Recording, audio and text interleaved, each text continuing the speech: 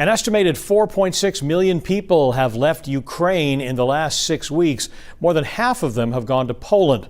That's where volunteers from all over the world are helping refugees in any way they can.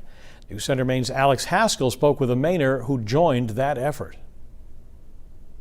A former Bangor City Councilor and Maine State Senator recently returned home to Bangor from Poland. He shared his experience with me after spending more than a week in what felt like a completely different world.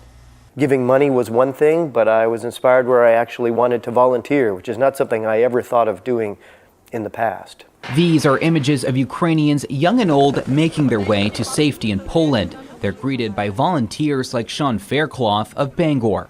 They're waiting in line on the Ukrainian side to come in on the Polish side of the border, and the line can get quite long.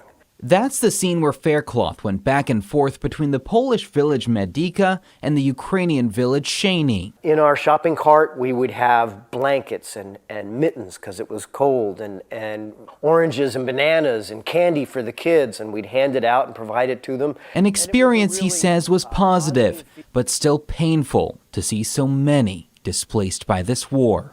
Well, I would say that I was both excited and worried. Waiting back home was his partner, Amy. It was totally within his character and personality to do this. So it took her by no surprise when Faircloth wanted to go to Poland. There, he also spent time volunteering with a nonprofit, A Drop in the Ocean. We're providing clothing and shoes. Shannon Fluck is the organization's logistics coordinator in Poland's second largest city, Krakow. She says they're serving 1,000 Ukrainian refugees every day. Without volunteers, we wouldn't be able to make this happen. But they are making it happen. There was I'm talking about a giant mountain of clothes that they'd have on the loading dock.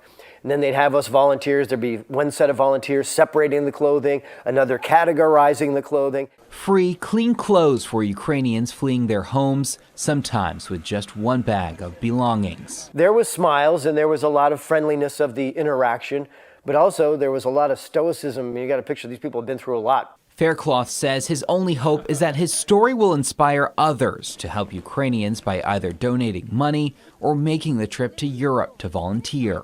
You will never forget the experience, and you'll feel like you're doing something that really matters. Faircloth had a lot more to share about his time in Poland. He told me he even met a New England law student who put his studies aside and volunteered for the Ukrainian army. We have much more of his story on our website, as well as some ways that you can help Ukrainian refugees. Alex Haskell, News Center, Maine.